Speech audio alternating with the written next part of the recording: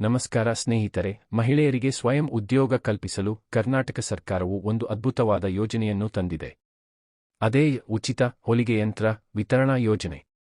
ನೀವು ಕೂಡ ಮನೆಯಲ್ಲೇ ಕುಳಿತು ಸ್ವಂತ ಉದ್ಯೋಗ ಮಾಡಬೇಕೆಂಬ ಕನಸು ಹೊಂದಿದ್ದೀರಾ? ಹಾಗಾದ್ರೆ ಈ ಉಚಿತ ಹೊಲಿಗೆ ಯಂತ್ರ ಪಡೆಯಲು ಯಾರೆಲ್ಲ ಅರ್ಹರು? ಅರ್ಜಿ ಎಲ್ಲಿ ಸಲ್ಲಿಸಬೇಕು ಎಂಬ ಸಂಪೂರ್ಣ ಮಾಹಿತಿ ಇಲ್ಲಿದೆ. ಮೊದಲನೆಯದಾಗಿ, ಈ ಯೋಜನೆಗೆ ಅರ್ಜಿ ಸಲ್ಲಿಸಲು ಈ ಕೆಳಗಿನ ಅರ್ಹತೆಗಳೂ ಬೇಕು. ಅರ್ಜಿದಾರರು ಕರ್ನಾಟಕದ ಖಾಯಂ ನಿವಾಸಿಯಾಗಿರಬೇಕು. ಮಹಿಳೆಯರ ವಯಸ್ಸು 18 ರಿಂದ 45 ವರ್ಷದೊಳಗಿರಬೇಕು. ಕುಟುಂಬದ ವಾರ್ಷಿಕ ಆದಾಯ ನಿಗದಿಪಡಿಸಿದ ಮಿತಿಗಿಂತ ಕಡಿಮೆ ಇರಬೇಕು.